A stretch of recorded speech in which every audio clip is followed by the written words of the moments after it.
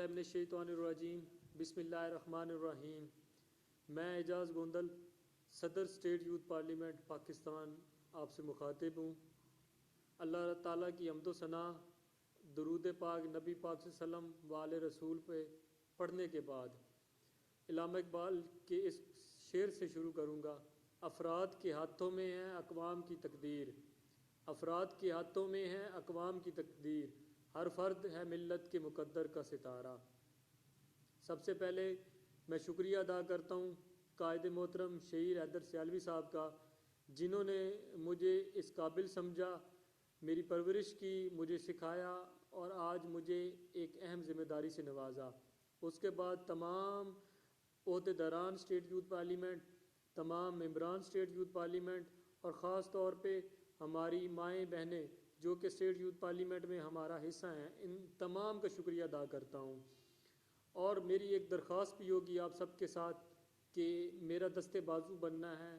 میں قائد تو نہیں بن سکتا، لیکن قائد سے جو کچھ سیکھا ہے انشاءاللہ وہ آپ لوگوں تک پہنچانے کی کوشش کروں گا۔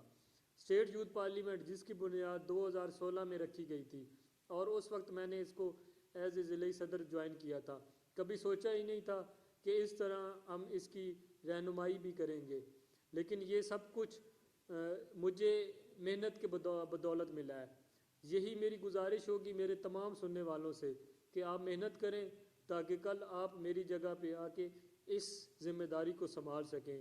یہ ایک بہت بڑی ذمہ داری ہے، میں اکیلا اس کو تنہا کبھی بھی اس قابل نہیں ہوں کہ میں اس سے نبر آزما ہو سکوں۔ جب تک آپ لوگوں کا ساتھ میرے ساتھ نہیں ہوگا، آپ لوگوں نے میری اصلاح بھی کرنی ہے، اگر مجھ سے کہیں غلطی ہوتی ہے میرا ساتھ بھی دینا ہے، اسی طرح بڑوں نے چھوٹا بھائی سمجھ کے دینا ہے، چھوٹوں نے بڑا بھائی سمجھ کے دینا ہے، بہنوں نے بھائیوں والا پیار دے کے میرا ساتھ دینا ہے۔